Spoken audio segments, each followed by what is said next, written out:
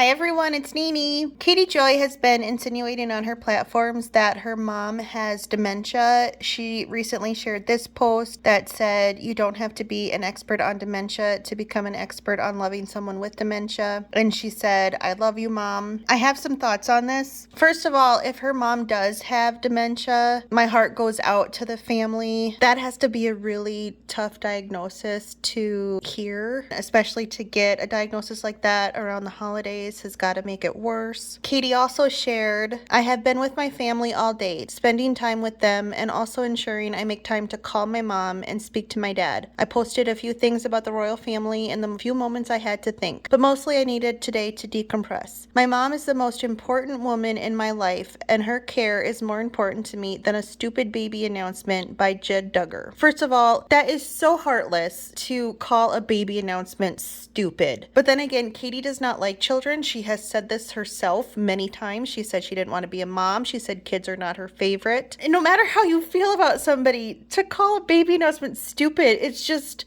what an asshole. I don't know why she did a picture with some text that had kind of the same information that she had in the caption, but there she said, "This past week I've been dealing with a family emergency with my mom. I took today off to spend time with my family. This is a devastating time for my family. Please understand that news about the Duggars right now is not my priority, and Judd's baby announcement is irrelevant to my mom's health." So she is saying that her mom is the most important woman in her life, and she's coming across like she's very worried about her mom's health. Yet at the same time, Katie has said on her very public platforms, even though you quote unquote rarely talk about your personal life, I don't share a lot of my personal life, that her parents beat her. Here she said, "If I couldn't sleep as a kid, I would find myself at the top of the stairs crying for my parents. Instead of comfort, I was met with the firm hand of multiple spankings until I cried myself to sleep. My parents used a wooden spoon, belt, or their hands. I grew up Catholic. I never got hit in the face other than if my grandma would slap me. But my mom liked the wooden spoon. My dad used his hand and it was always the backside.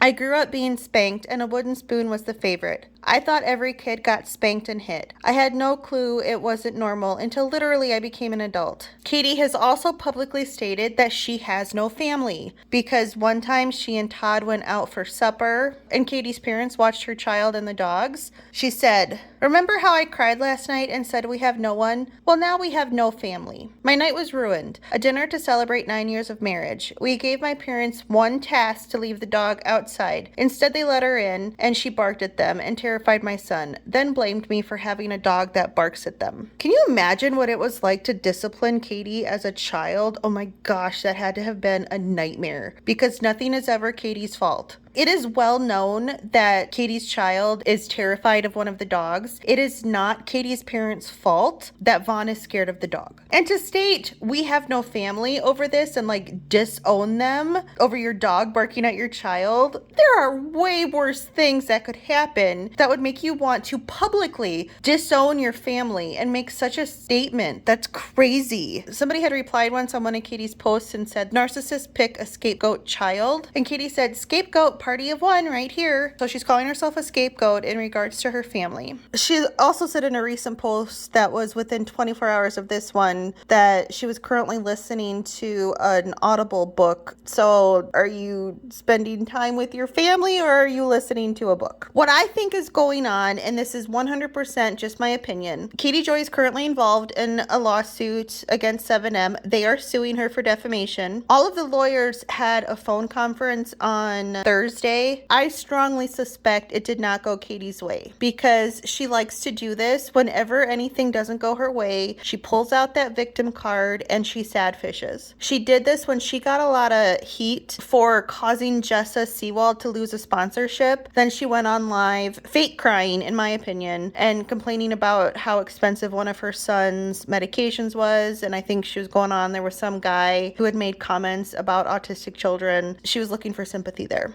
I think that's what this is. Things did not go her way in that conference. So she's trying to make it seem to the public that she has this wonderful relationship with her mother and they're super close and she's the most important woman in Katie's life. But we all know how she has talked about her family for years. She has never said anything good about them. They never celebrate holidays together. Katie has talked extensively about how she does not have a good relationship with her brother. Some of the contradictions and hypocrisy that Katie does are kind of laughable, but some of them piss you off. That's all I have to say about this. And again, if her mom really does have dementia, because who knows if she really does, because Katie lies. I lied about everything.